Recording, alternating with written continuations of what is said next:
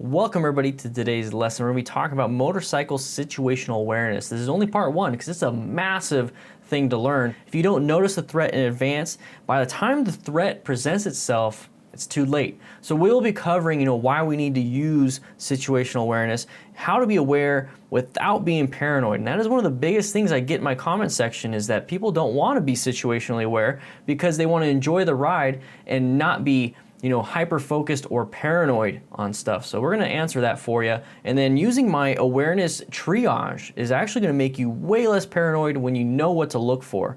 So let's jump into it. So why do we need to use situational awareness? Humans die very easily. This is something I've seen in my firefighter and EMS stint of 10 and a half years. And I've seen so many people die. I've seen so many people die for the dumbest reasons. I've seen people die for the craziest reasons. It all boils down to our bodies are fragile, and even with the right amount of gear and training, things still can happen. All it takes sometimes is just falling from standing and hitting your head on the concrete to kill yourself or severely injure yourself. So now we're going to add in motorcycling or running or biking or car driving or snowboarding, all these different things with high velocity. Why do you think it's easy for people to die? So we need to understand that before we jump into motorcycling and even this situational awareness. So when I talk about my fire, my EMS background, and even some of the other stuff I've done in my lifetime, and why I want to bring that to motorcycling is because guess what? It does help out. It's good to have outside resources.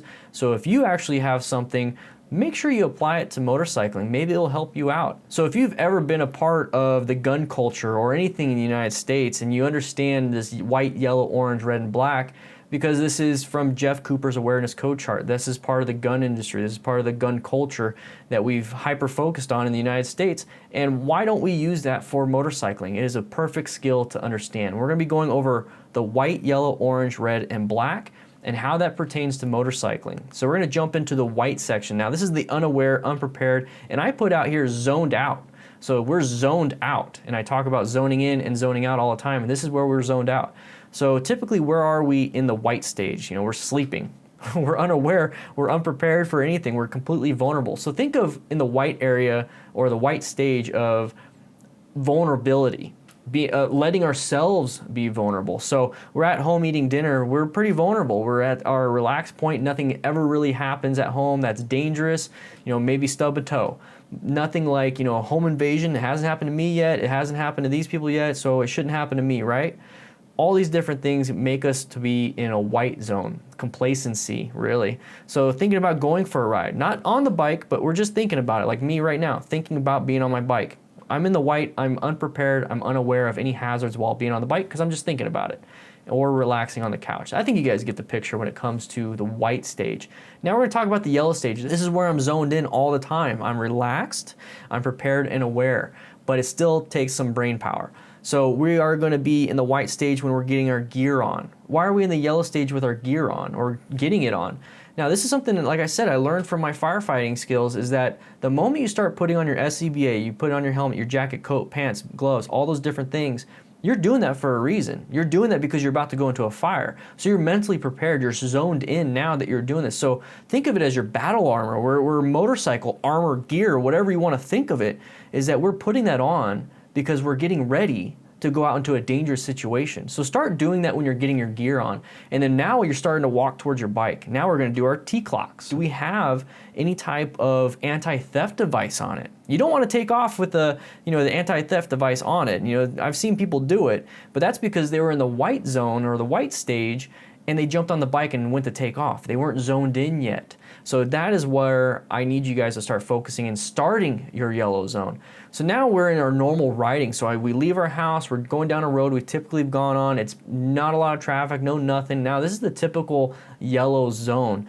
And whenever you see me ride out in public or do anything, I typically pick yellow stage or yellow zoned roads. Now what that means is that I pick roads that are relatively, not congested. There's not a lot of people on there. There's not a lot of possible cross traffic. It's pretty slow. It's about 45, not interstate speeds. I typically pick yellow stage or yellow zoned roads for me to film in. So this is why I tell people not to motovlog when they first start riding, because they start motovlogging and looking for hazards to make good content. Don't do that, guys.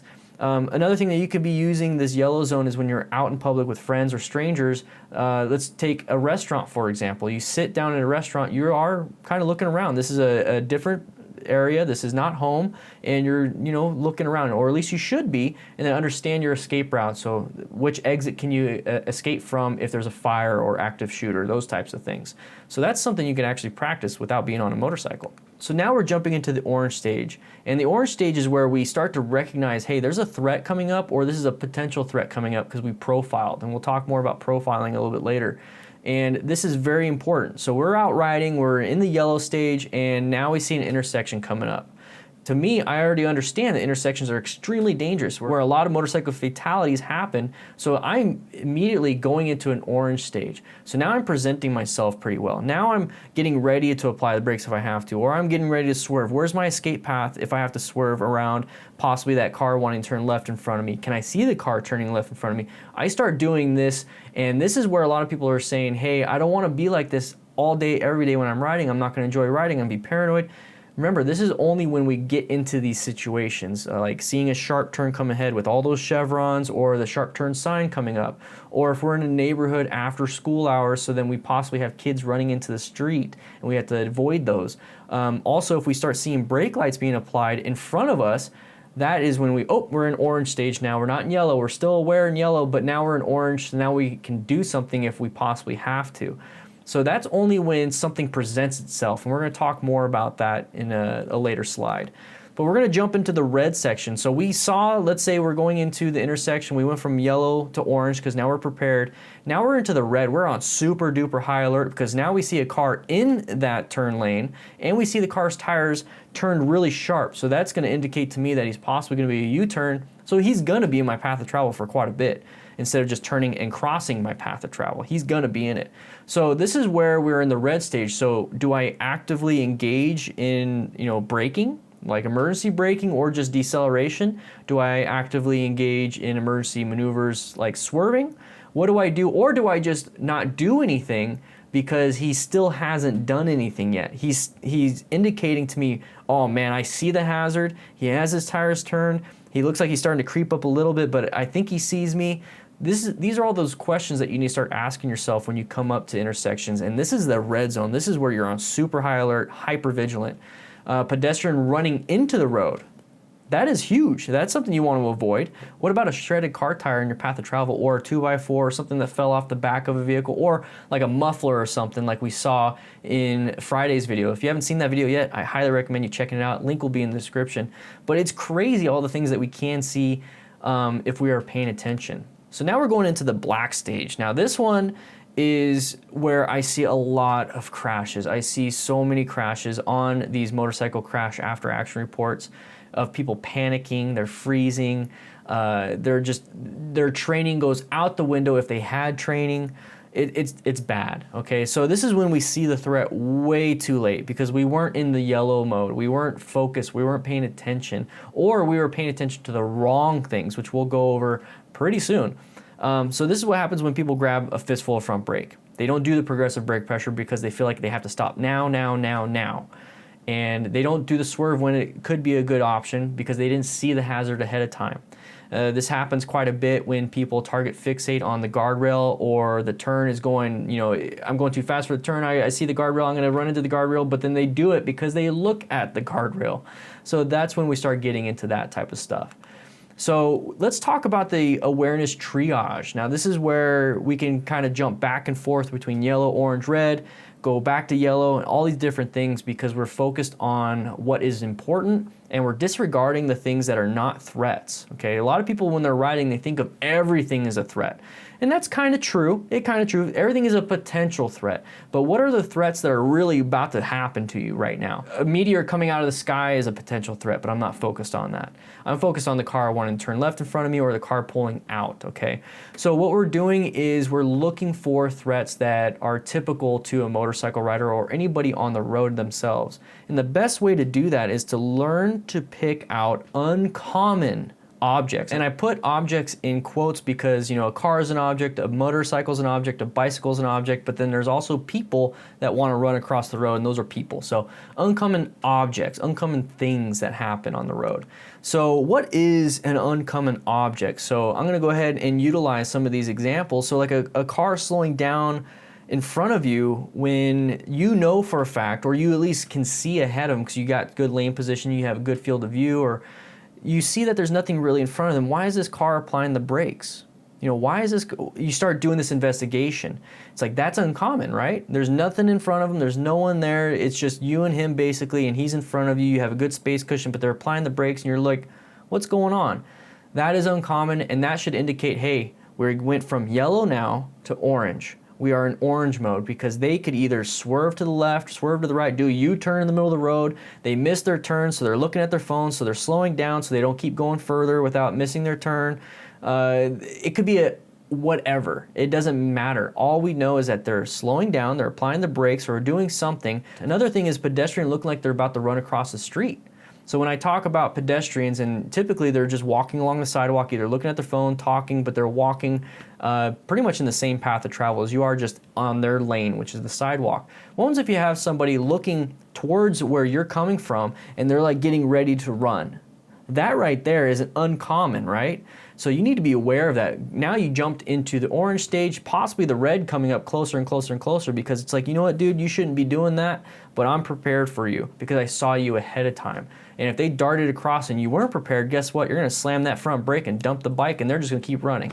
So that's where we start to go into some of that stuff. So let me know in the comments what uncommon objects you typically see on your route to work, for fun, whatever. So now we're gonna move into a little bit more of how to remove unnecessary details, or what to remove some of the most common unnecessary details. So don't hyper focus on, like, let's say a speed limit sign. So you look at the speed limit sign, you see it's 45 miles an hour. Okay, I got the information from that sign. I don't need to stare at that. So I see it, boom, now I'm back to eyes and focus forward, looking and scanning for other hazards. Because if you stay hyper-focused on that one object, and it could be a pretty girl, pretty dude, whatever you want to do, another dog on the side of the road, you think it's awesome looking, you could be staring at that, but it's not what's pertinent to your safety. So you're staring at it and boom, you hit something in front of you, or you didn't recognize a car turning left in front of you because you care so much about that dog on the side of the road. I understand. Now let's use that example of that car wanting to turn left in front of us.